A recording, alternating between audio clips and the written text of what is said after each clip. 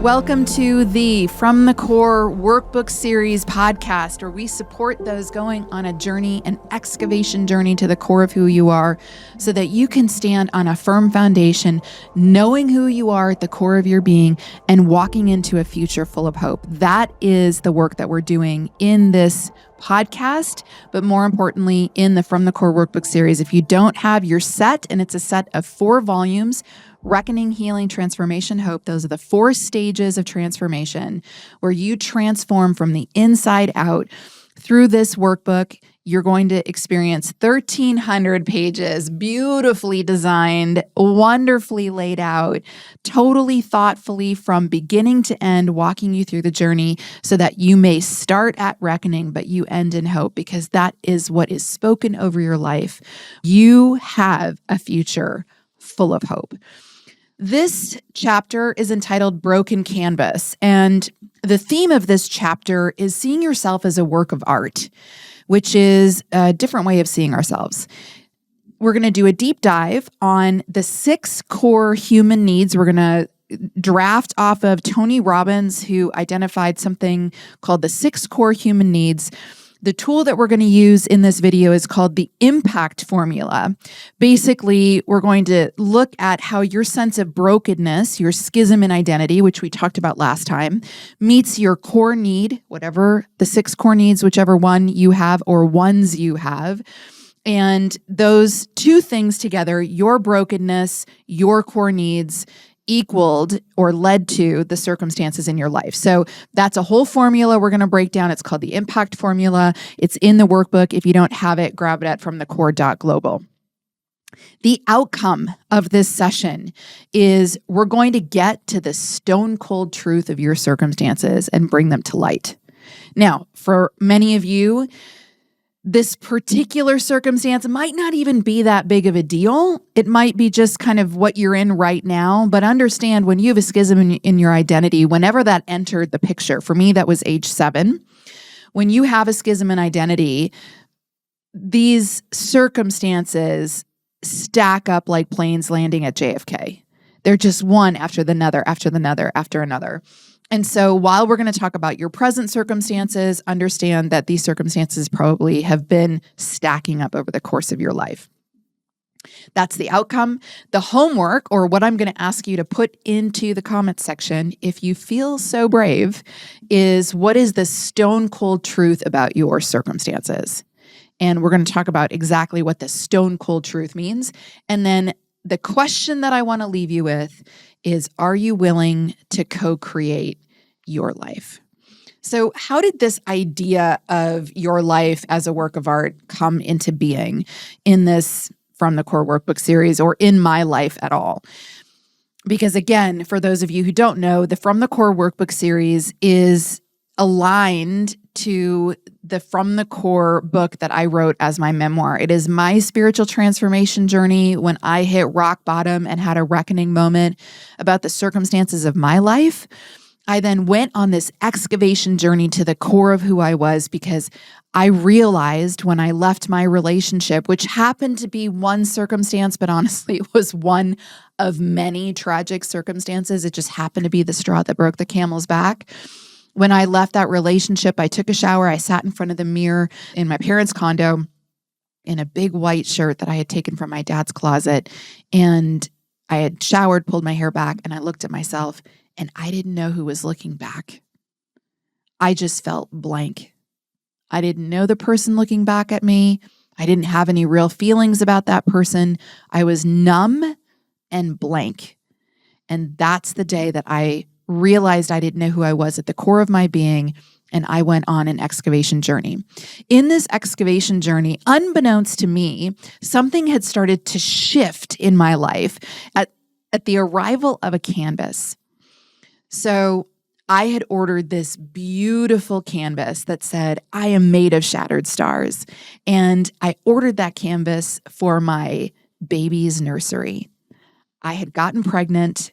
I hadn't purchased anything for the nursery yet, but when I saw that painting, "I am made of shattered stars," it spoke to me immediately, and I said, this is what I'm going to hang above the crib.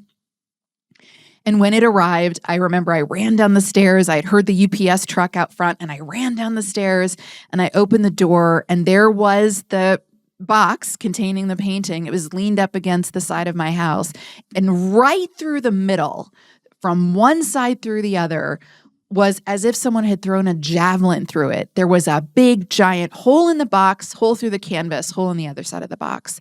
And I went upstairs and I opened the box, and there it was, the canvas with this big giant hole. And I remember two things happening at the same time. The first was this realization. I won't call it heartache. It was just sort of a stunning realization that there was a hole in the canvas. But layered right on top of that, and in the exact same thought, was, this is so beautiful. This is so beautiful. And I remember I contacted the store from whom I had purchased the canvas. They immediately connected me to the artist who had actually painted the canvas. I contacted the artist. He got on the phone and said, I've put another blank canvas right on the table. And as we hang up this phone, I'm going to begin painting you a new one. And I said to him without missing a beat, I don't want a new one. I want this one. I just want you to teach me how to repair it. And I had this thought of, if this canvas is repairable, maybe I'm repairable too. And thus began, unbeknownst to me at the time, this acknowledgement that I was broken, that something was not right about my life, but fundamentally, I knew something was broken inside me at the core. But only a few short months later, after I had lost that pregnancy, I walked out of that relationship and sat in front of that mirror and realized I was blank and I didn't know who I was at the core. That painting started what would become a seismic event in my life and ultimately led me on the journey of a lifetime. If any of you are right now at that moment where you are sitting in front of mirrors in your life and you're looking at your face and you don't know who you are at the core of your being, I'm telling you right now, hang on. Come with me on this journey. It is the journey of a lifetime. I sit on the other side of that schism. That schism in identity in me has been sealed so profoundly. I know exactly who I am at the core. Not only that, I know exactly how I was crafted and why I was crafted. So it changed my whole entire purview from I don't know who I am to I know who I am, I know why I was made, and I know what I'm here for.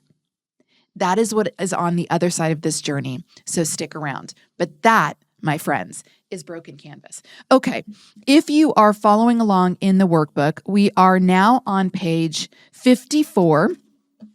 And again, you can get the workbook. There is an experience for every level. You can get the entire 4-volume, 1,300 plus page workbook series in paperback. You can get it in digital form. You can also just follow along if you want to get your own journal. We have a journal that looks very similar to this. It's one journal, but it contains all 4 sections. Or you can just pick up your own pad of paper and write down some of the things that we go over in this podcast. So however you want to join in, whatever you want to do, we're here for it. Okay. Page 54, we start talking about core needs. So I mentioned Tony Robbins, who's author, speaker, workshop host, kind of a life coach to some of the most notable names in this generation.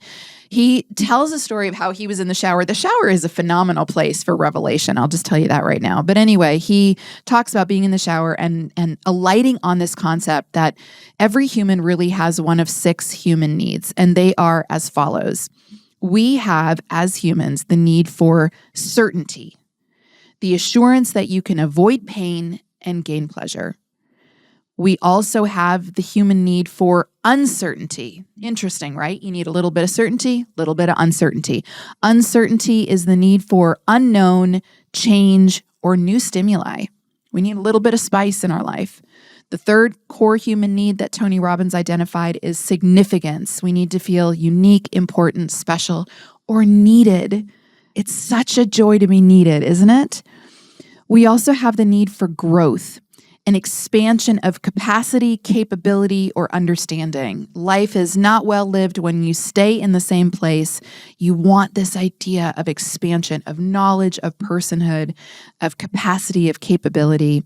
We also have the sixth and final core human need is contribution, which is a sense of service and focus on helping others, giving to, and supporting others. So again, certainty, uncertainty, significance, connection, growth, and contribution. And he adds a little bit of a flavor to that, and I'll just tell him again: certainty, uncertainty or variety, significance, connection or love, growth, and contribution. Okay, that is on page 55. So here's what I want to say about human needs or having needs. Needing what you need is okay. Having a need is okay. You're human. You're not meant to not have needs or not need anything. Needing is okay. Meeting a core human need through the lens of brokenness and neediness is not. It sets up coping behaviors that drive circumstances that get us out of alignment with our true self and out of alignment with God. What I want you to do is identify your present, healthy, understandable human need. And I want you to finish the sentence: I am human and I need fill in the blank. And it's going to be certainty, uncertainty, significance, connection, growth, contribution. What is it that you need? What is it that you need? From there, we're going to look at coping behaviors. So just to give a little bit of flavor of where I was in my life, when I heard the UPS truck coming to drop off the broken canvas, I had heard that UPS truck before. I know exactly the sound of the engine, the rumble, the shake of that strange square vehicle, and the way it would pull up to my curb right in front of my front door. And the reason is because I heard that truck just about every day, and that was purposeful. When I was in my relationship, when I got pregnant, the person that I was with was often the only person I saw in any given day, week, month. I had traumatic brain injury. As a lot of you know, I had traumatic brain injury too, actually. I sustained 2 traumatic brain injuries. Those brain injuries rendered me unable to care for myself, and ultimately I was home and often bedbound. When I encountered the person that I was with, we fell into a relationship very quickly, and he took over my caretaking. And I basically was that girl under the stairs who barely saw the light of day. And although I had agency and industry, which was such a gift, I was working remotely during that time at a very high level in my career. I sat on a couple of executive teams during that time, and I talked to people on the phone, but I didn't see people. And so whether it was my partner, who was the only person I saw in life, or Kevin, I populated my life with people because my core need was human connection. Who is Kevin, you ask? Kevin was the UPS driver. I created a world where Kevin came to my door just about every day so that I could fulfill a very deep core need of connection. That's all I wanted, was human connection. So for those of you who have been filling core needs with coping behaviors, mine was online shopping, and it was a very simple equation. Online shopping plus delivery equals connection. Online shopping plus Kevin's arrival equals human contact. If you are coping in your life, it is understandable, but all coping behaviors are not healthy. I needed connection, ergo Kevin, and frankly, my partner at the time, because there were also obviously issues in that partnership, but I let a lot of things go because I needed human connection. And if I let go of him, that would have been everyone. That would have been everyone in my life. I would have had no one. And so out of neediness, I said yes to connection and certainty. That person was going to walk through the door every day. That person who was living with me was going to come home at the end of every day. Kevin, if I arranged it correctly, I would get a package every day. That was certainty for me. It was connection, but it was also certainty. And being in a partnership when you're so cut off from human beings also gave me a feeling of significance. I was significant to somebody in the world. Somebody said they loved me. Somebody cared for me. Somebody allowed me to care for them. It made me feel significant. But the reality is, he committed to furniture. We did a lot of online shopping for our very large house. He committed to furniture instead of committing to me. And in my need to secure significance and certainty, I said yes to coping in that way. So I want you to write down what you're using to cope with an unmet need. So first in the comments or in your journal or in your notebook, it does not matter to me, but don't let it just live in your head. Write it down. We know that there's a connection between writing and getting the lesson. So write it down. What are your needs? What do you need? And let's go over them again. Certainty, uncertainty, significance, connection, growth, contribution. What do you need? And now, secondarily, what are you using to cope to get that need met? What are your coping behaviors around unmet needs? That is the question.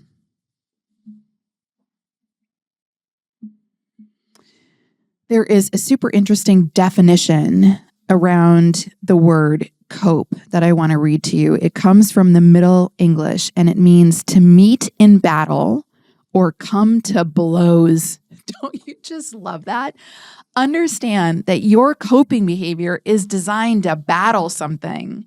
And the thing that you're battling is pain. And the thing that feels painful is not having your needs met. Like, listen, we're super basic. We're wired really clearly. You're just trying to get your needs met, man. And so you're going to battle, you're coming to blows and using a coping behavior to do so. So write it down in the comments below. Okay. Your brokenness, your schism in identity leads you to a core need. Identify what that core need is. When it has neediness attached to it, because there's brokenness attached to it, it's going to develop a coping behavior in you. You're going to cope in some way to get that need met. And that coping behavior sets up an alternate life. What is the alternate life you're setting up? So the word alternate means substitute. It also means illusion. It's an illusion, which is a deceptive appearance or impression. That's what you're creating when you create an alternate life. I love this example of when you think about a child. When a child cruises into the room and breaks something on the way and the mom comes running around the corner, what is the first thing the child says when that child sees the mom's face and realizes that it's broken something? What is the first thing? That's right. Wasn't me. Wasn't me.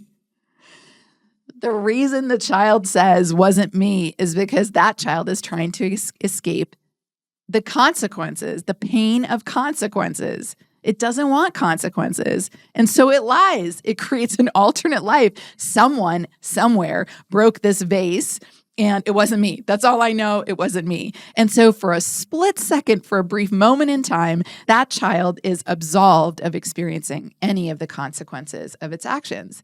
When a child lies, it's cute. When an adult lies, it's tragic.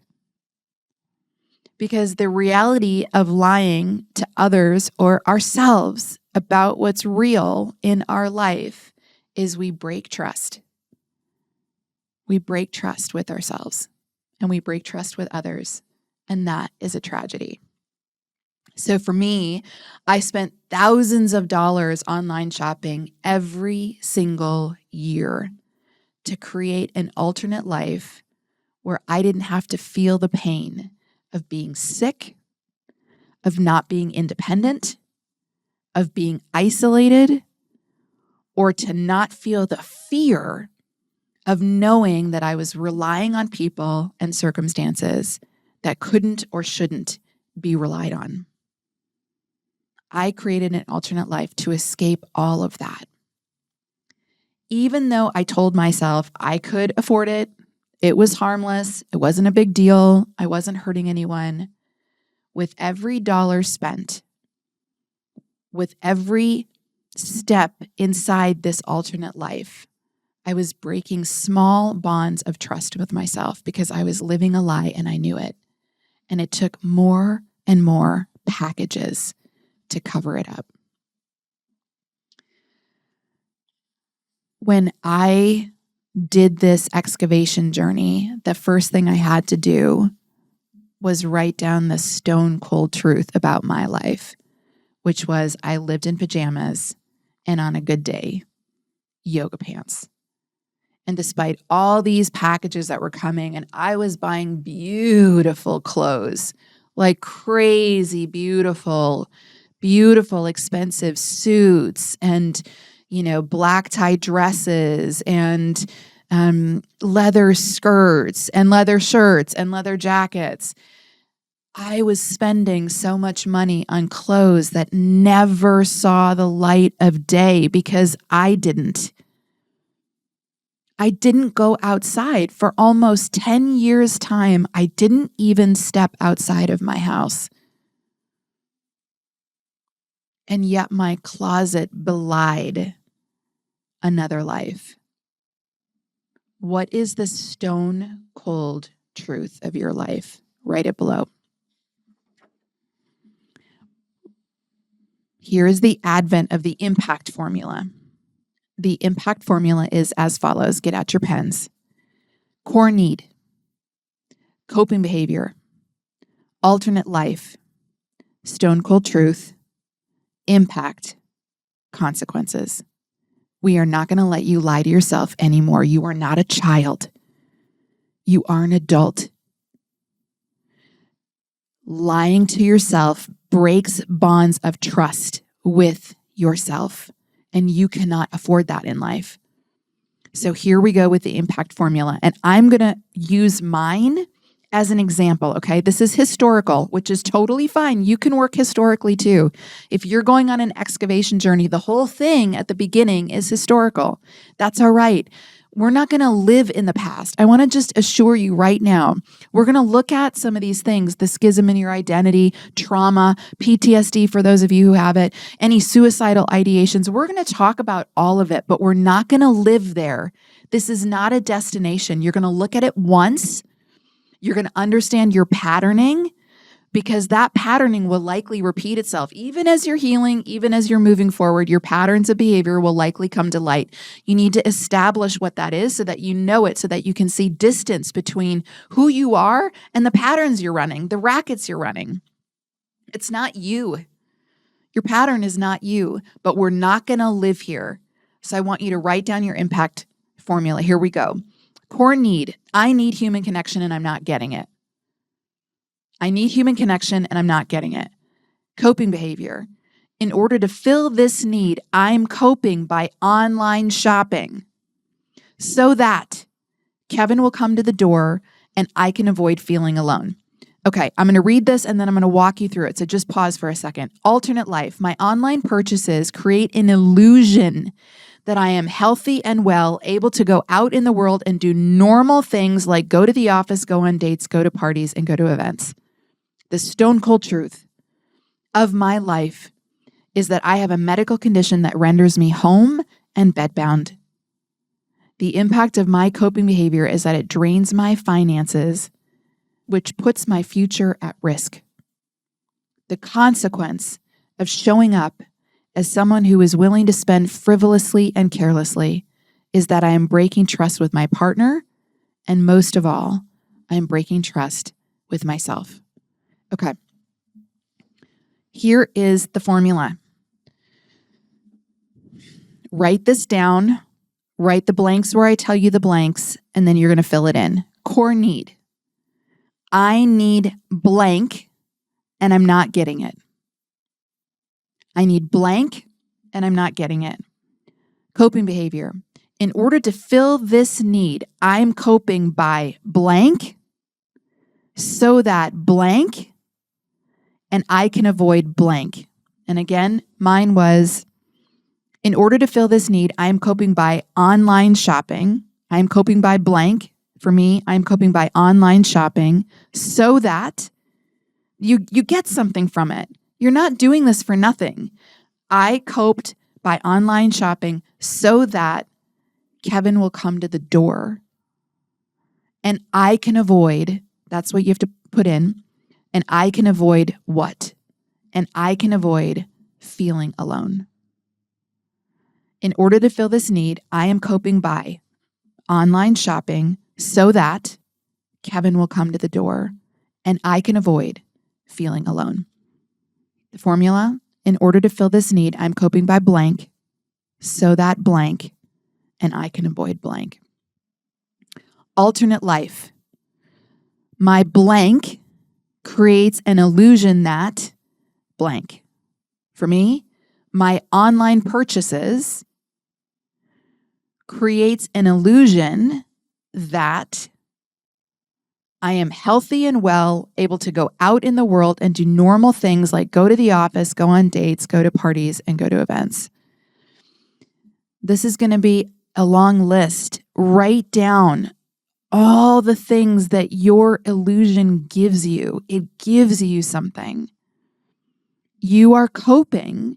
This thing creates, my online purchases creates an illusion. Oh man, it was a beautiful illusion. Every time I went into the closet, every time I touched those beautiful, I had this one outfit from this line called Mackage. And it was this black top with like a see-through piece up here that had shoulders, kind of like military shoulders that were covered in sequins. And down the back had these big frog clasps that clasped the back. It was so militant and elegant and elevated all at the same time. And it had matching pants with like frog closures down the side of the calf. Oh, it was amazing. It was amazing. And when I stepped into my closet and I surrounded myself with those clothes and I was standing in the middle of the closet in my yoga pants on a good day when I can actually get out of bed, I would stand in that closet and transport myself somewhere else, anywhere else but here. And I created an alternate life for the illusion that I could see myself in those clothes. And once I saw myself in those clothes, I created events and I created circumstances that transported me out of that closet and into the world. That was my alternate life of make-believe. It was an illusion. The stone cold truth, and this is what you're going to write down, the stone cold truth is blank. Blank. What is the stone cold truth of your life? The impact of this coping behavior is blank. So for me, the stone cold truth of my life is I had a medical condition that rendered me home and bedbound. I never got out of yoga pants. And yoga pants was an upgrade from pajamas. And someday I never got out of those. The impact of coping through online shopping is that it drained my finances. I wasn't in debt, but I didn't have any savings because I spent thousands of dollars online shopping, which put my future at risk. That was the impact of my coping behavior. And the consequence, it has a very real consequence. And we're going to do this and then we're going to end here. And I've decided I'm going to do part 2 because this is heavy, man. This is a lot. And I don't want you to feel overwhelmed by it. So we're going to take it all bite by bite and then come back for part 2. But the final piece of the impact formula is consequence. And mine read as follows: the consequence of showing up as someone who is willing to spend frivolously and carelessly is that I am breaking trust with my partner. Don't even think that my partner didn't see all these boxes.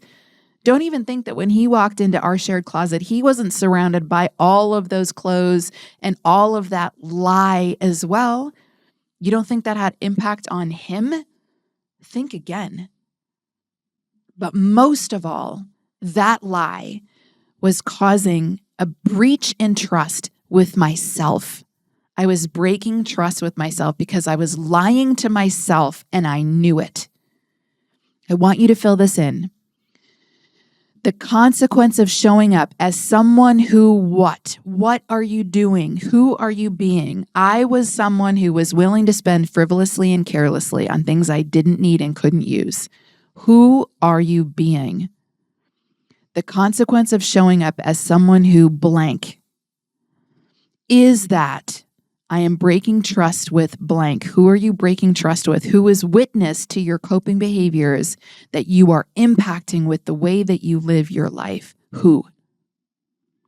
And second of all, and most of all, I am breaking trust with myself. I need you to write that down and understand the consequence is that you are lying to yourself, and that has massive consequence. So listen, I'm going to stop there. We have so much more to go through, but like I said, I don't want you to get overwhelmed. I want to remind you once again, this is not where this ends. I know that it's hard to look this stuff in the face, but it is so worth it. It is so worth it. This will all be worth it in the end. You will be a person who stands on a firm foundation of truth, of who you are. You will stand on truth, and that is worth everything. Do the work. I'll see you in part 2. Tune in once again.